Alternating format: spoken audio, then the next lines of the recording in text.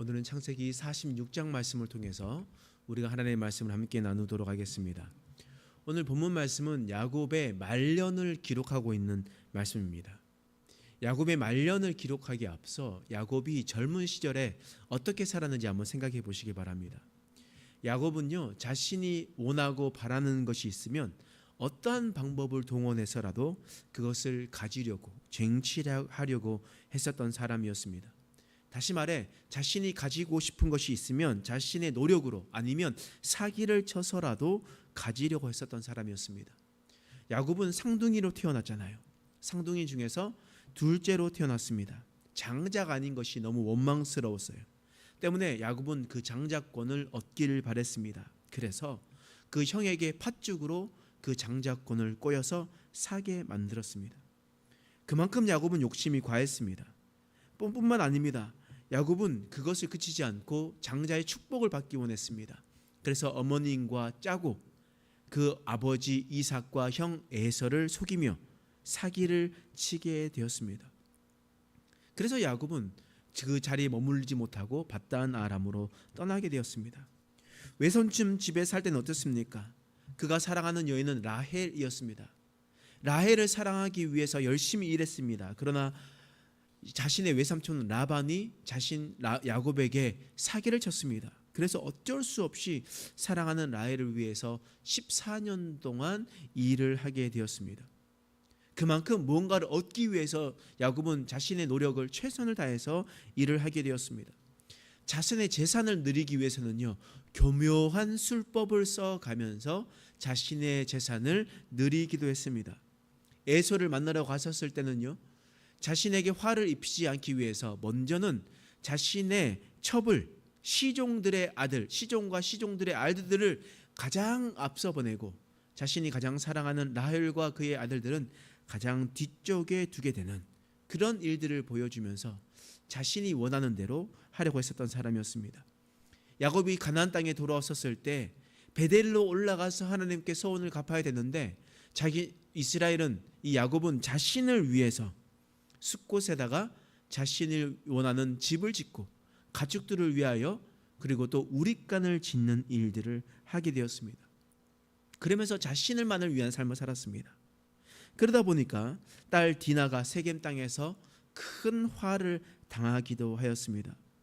이처럼 야곱의 인생을 되돌아보면 여러 가지 일들이 일어났습니다. 야곱은 하나라도 자기가 더 갖기를 원해서 치열하게 살았습니다. 원하는 것이 있으면 손에 쥐려고 열심히 노력하기도 하고 또한 생각하면서 그리고 또한 사기를 치면서 여러 가지 일들이 있었습니다.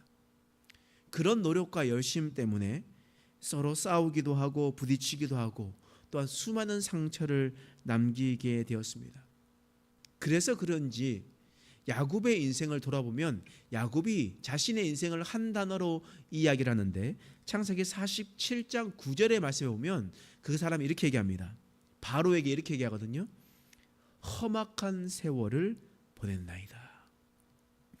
야곱의 인생을 한 문장으로 이야기해 보면 험악한 세월을 보냈나이다. 야곱은 이런 삶을 살았습니다. 이런 삶을 살았는데 말년에 되어서 이 야곱은 완전히 변화된 삶을 살아가게 되었다라는 겁니다. 여러분, 야곱이 지금 오늘 본문의 말씀에 보면 정말 행복한 순간이거든요. 왜냐하면 죽은 줄만 알았었던 요셉이 돌아왔습니다. 요셉이 살아있다는 얘기를 들었습니다. 목숨만 붙어 있는 것이 아니라 애굽 땅의 총리가 되었다라고 들었습니다. 근데 그것을 믿을 수가 없잖아요. 근데 밖에 되어 있는 수레가 도착한 것을 보고 애굽에서 많은 선물이 온 것을 보고 포기하고 보냈었던 베냐민이 살아서 돌아온 것을 보고야 완전히 믿게 되었습니다. 그리고 그 수레를 타고 떠나가게 됩니다. 그때 야곱은요, 가나안 땅 가장 마지막 최남단에 있었던 그 브엘세바에서 하나님 앞에 발걸음을 멈추게 됩니다. 그러면서 어떻게 시작하냐? 창세기 46장 1절 말씀이에요. 읽겠습니다. 시작. 이스라엘이 모든 소유를 이끌고 떠나 브엘세바에 이르러 그의 아버지 이삭의 하나님께 희생 제사를 드리니.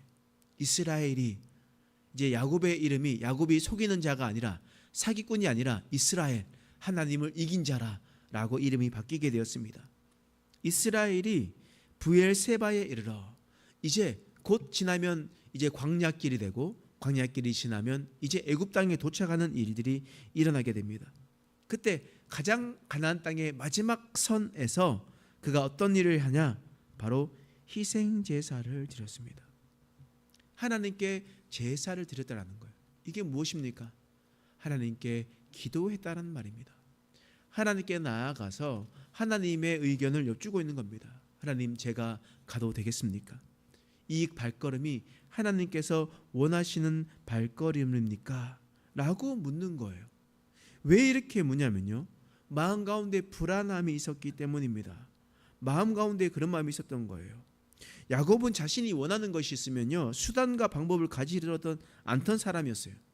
누구의 마음이 아프던 상관이 없었던 그런 사람이었습니다. 그런데 요셉이 살아있다는 얘기를 듣고 요셉이 불렀다는 말을 들으면요, 자신이 원하는 대로 그냥 달려가야 되는 것이 바로 야곱의 인생이었습니다. 그런데 그 자리에 멈춰 서서 하나님 앞에 희생 제사를 드리며 하나님께 묻는 겁니다. 여러분, 그럴 때 어떤 말을 하냐? 창세기 46장 3절 말씀이에요. 읽어보겠습니다. 시작. 하나님이 이르시되 나는 하나님이라 내 아버지의 하나님이니 애굽으로 내려가기를 두려워하지 말라. 내가 거기서 너로 큰 민족을 이루게 하리라. 아멘. 하나님이 이르시되 나는 하나님이라 내 아버지의 하나님이라. 야곱의 아버지가 누굽니까? 이삭이에요. 여러분, 이삭에게 하나님께서 하셨던 말씀 기억하십니까? 이삭이 브엘세바에서 큰 가뭄이 들었을 때 애굽 땅으로 내려가려고 했습니다. 그때 하나님께서 창세기 26장 말씀을 통해서 뭐라고 말씀하시냐면, 너는 애굽 땅으로 내려가지 마라. 내려가지 말고 너는 그 애굽 땅에 머물러 있어라라고 하나님께서 말씀하셨던 하나님이에요. 근데 그 하나님이 내 아버지의 하나님이라면 뭐라고 얘기하냐면, 너는 약속을 지켜야 된다. 약속을 지켜야 되기 때문에 너는 가나안 땅에 머물러 있어야 된다라고 말씀하셔야 되는 것이 바로 하나님의 모습이라는 겁니다. 그런데 오늘 하나님의 말씀은 뭐라고 하냐면, 애굽으로 내려가기를 두려워하지 말라. 너는 가나안 땅에 머물러 있지 말고 애굽 땅으로 내려가라. 내가 거기서 너를 큰 민족을 이루게 할 것이다 라고 말씀하셨습니다. 여러분, 롯을 보면 아브라함의 조카 롯을 보면요, 가나안 땅을 떠나서 소돔 땅으로 갔었을 때 큰 화를 당하게 됐어요. 사사시대 때 나오미라는 사람이 있죠. 나오미가 가나안 땅을 떠나서 모압으로 갔었을 때 큰 화를 당해서 룻과 함께 다시 돌아오는 건 아니겠습니까? 야곱도 그 땅에 머물려고 했었습니다. 베델에 있지 않았었기 때문에 큰 화를 당했던 것이 생각났던 겁니다. 그러니 하나님께 여쭤봤습니다. 여쭈고 하나님께 기도했더니 하나님께서 야곱에게 용기를 주셨습니다. 너는 내려가라. 내가 너로 큰 민족을 이루게 할 것이다. 하나님께서 약속해 주셨습니다. 야곱은 야곱의 인생에서 자신이 원하는 대로 선택하지 않고 하나님 앞에 나와서 기도하면서 그 모든 일정을 결정하게 되었던 겁니다. 우리의 인생에도 마찬가지예요. 아무리 바쁘고 급한 일이다 할지라도, 어떤 면에서 좋은 일을 할지라도, 아니면 아무리 힘든 일을 할지라도 우리는 한 호흡 가다듬고 먼저 하나님 앞에 기도를 해야 됩니다. 여러분, 느헤미야 기억나십니까?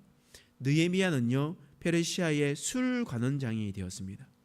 술 관원장이 되었을 때 그곳에서 유다가 완전히 불타고 멸망당하고 그것이 완전히 깨어졌다라는 소식을 들었습니다. 그러니 아주 수심이 가득하게 되었습니다. 그 앞에서 왕 앞에서 술을 따르는데 왕이 그 수심이 무엇이냐라고 물었었을 때 자신의 고향이 완전 불타버리는 것이 너무나 가슴 아픕니다 라고 이야기를 했죠. 그때 왕이 뭐라고 얘기하냐면, 느헤미야 2장 4절 말씀에 이런 말씀이 있어요. 왕이 내게 이르시되 그러면 내가 무엇을 원하느냐 하시기로, 내가 곧 하늘의 하나님께 묵도하고 왕이 내게 이르시되 그러면 네가 무엇을 원하느냐. 서로 대화를 하는 중에 그냥 아무 사람도 아니고 그 큰 나라 왕이 네가 원하는 것이 무엇이냐라고 얘기했었을 때 사실 바로 대답해야 되는 상황임에도 불구하고 느헤미야는 어떻게 하냐. 내가 곧 하늘의 하나님께 묵도하고 잠시 내가 하나님 앞에 기도하면서 하나님 이렇게 힘든 일이 생기는데 어떻게 할까요? 나에게 지혜를 주십시오. 이렇게 기도를 하고 난 다음에 느헤미야는 이야기를 했습니다. 그러니 절대 있을 수 없는 일로 술관원장이 휴가를 받아서 그곳으로 이스라엘로 돌아가서 그곳에서 느헤미야가 예루살렘의 성벽을 완전히 52일 만에 완성하게 되는 이런 일들이 일어나게 되었던 겁니다. 이것이 바로 왕에게 먼저 앞서 이야기하기 전에 잠시 하나님 앞에 묵도하고 기도하고 결정했었을 때 하나님께서 그 길을 선하게 인도해 주셨다라는 겁니다. 그러므로 우리는 야곱처럼 용기 있고 지배하며 인간성을 그런 가진 사람이라 할지라도 우리는 야곱처럼 잠시 하나님 앞에 나와서 기도하고 나아가는 인생이 되어야 됩니다. 느헤미야처럼 왕 앞에서라도 잠시 묵도하면서 좋은 일이나 어려운 일이나 하나님께 기도하고 잠깐 멈춰 설 수 있는 자들이 되어야 됩니다. 앞만 보고 달려가는 것이 아니라 잠시 서서 하나님께 지혜를 구하는 저와 여러분 되시길 간절히 축원합니다. 기도하겠습니다. 하나님, 오늘 말씀을 통해서 우리를 새롭게 깨닫게 해주신 것을 감사합니다. 야곱은 아주 집요한 인성을 가지고 있었던 사람이었습니다. 그러나 그의 인생에서는 영적인 지혜가 부족한 사람이었습니다. 그러나 그는 인생의 말년에서야 그 지혜를 터득하게 되었습니다. 잠시 멈춰서서 하나님 앞에 지혜를 구하는 지혜로운 사람이 되었습니다. 하나님, 우리의 인생에 있어서 좋은 일이나 어려운 일이나 있었을 때 하나님께 기도하는 자가 되게 하여 주옵소서. 지혜가 부족하거든 후회지시고 꾸짖지 않으시는 주님 앞에 나아가 주님 앞에 음성 들으며 나아가실 수 있는 우리의 인생 되게 하여 주시옵소서. 감사드리며 예수님의 이름으로 간절히 기도드립니다. 아멘.